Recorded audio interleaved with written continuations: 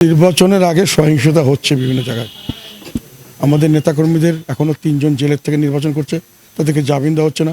একজন কালকে বগুড়া থেকে উইথড্র করেছে, তাকে নিরাপত্তার অভাব মনে করছে উনি এবং ওনার দলবল, তাদের যার নেতাকর্মী। তো বিভিন্ন জায়গায় কিছুটা হচ্ছে। আর সবচেয়ে বেশি সহিংসতা হচ্ছে সরাসরি জামাত এবং বিএনপির মধ্যে বিভিন্ন জায়গায়। এবং কালকে আবার সরকারের সাথে কিছু মানুষ সহিংসতা শুরু করলো। এগুলো সব মিলে রাজনৈতিক পরিস্থিতি তো স্বাভাবিক নয়। পরিষ্কার বোঝা যাচ্ছে যে নির্বাচন পর্যন্ত যেতে যেতে এটা কি বাড়বে না কমবে, কোন পর্যায়ে যাবে এটা আমরা জানি না।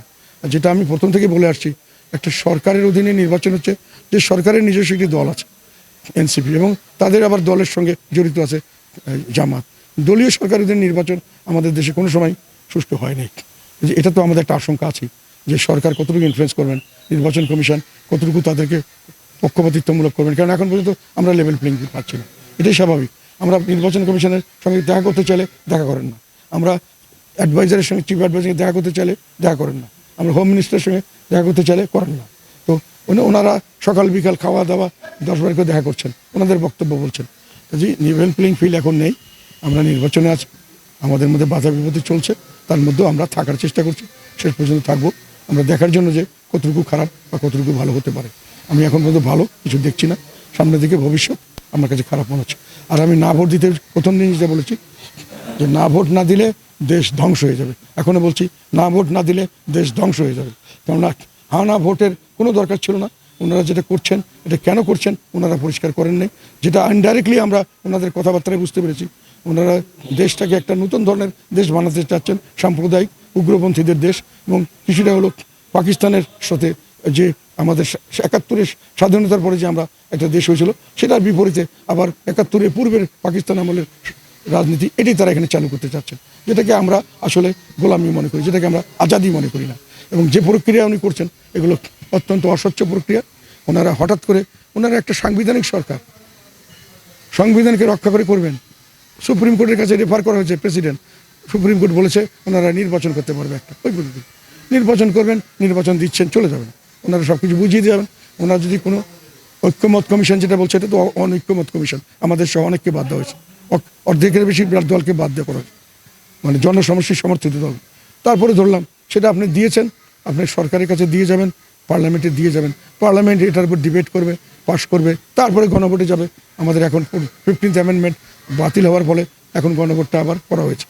তখন জনগণ দেখবে, পার্লামেন্টের আলাপ আলোচনা দেখবে, মানুষের সঙ্গে কথাবার্তা, পলিটিক্যাল ইউটিউবের কথা শুনবে, হাটে বাজারে কথা হবে, বিভিন্ন জায়গায় আলাপ হবে, পেপারে খবর উঠবে, তখন তারা বুঝবে এই জিনিসটার এইটা ভালো এইটা খারাপ, তখন তারা একটা ডিসিশন নেবে, একটা একটা করে নেবে। এবং সেখানে যদি আপনাদের মতামতের সঙ্গে তারা একমত না হন, তারা সেটা বাতিল করবেন। কিন্তু আপনি তাদেরকে 4টার ভিতরে করছেন 28টা পয়েন্ট, এবং সেগুলো আপনার মন করা কথা। মানুষের সাইন করেছেন, বিএনপি প্রথম বললো যে আমরা নোট অফ ডিসেন্ট দিছি, তারপর আবার হ্যাঁ বলছে। আমি শিওর না ওনারা কী করবেন, তবে আমি এটা বুঝি যে ওনারা যা ইচ্ছা করতে পারেন।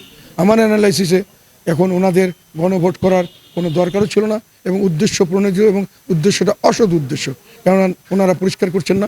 একটা ওনাদের যেটা দল এনসিপি এবং জামাতের কথাবার্তায় বোঝা যাচ্ছে যে ওনারা দেশকে আন্দোলন করেছেন, ওনারা জনগণকে সামনে রেখেছেন একটা, যাকে বলা হয় হিউম্যান শিল্ড রাখার জন্য। জনগণ সামনে থাকবে, ওনারা পিছন থেকে আন্দোলন করবে, মানুষকে ভুল বুঝিয়েছেন। ওনারা বলছেন না স্বতঃস্ফূর্ত ছিল না, আমরাই করেছি, আমরা হত্যা করেছি, আমরা ভাঙচুর করেছি, আমরা আগুন জ্বালিয়েছি, সবই বলছেন।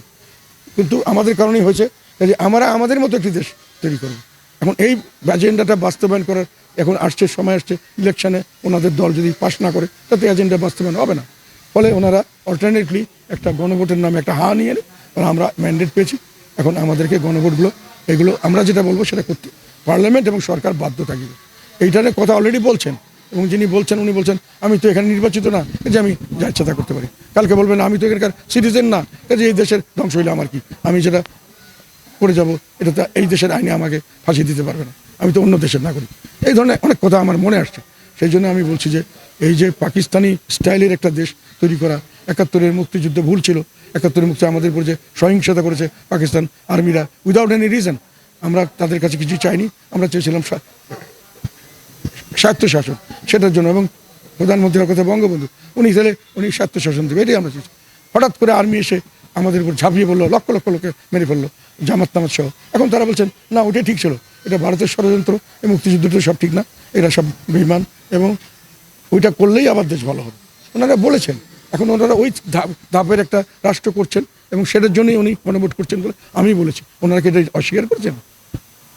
এই জন্য আমার কথা হলো, ওনারা ঘুরে ঘুরে সংসদকে এবং নির্বাচিত একটি পার্লামেন্টকে তারা কোনো মূল্যহীন করে দিতে চাচ্ছেন।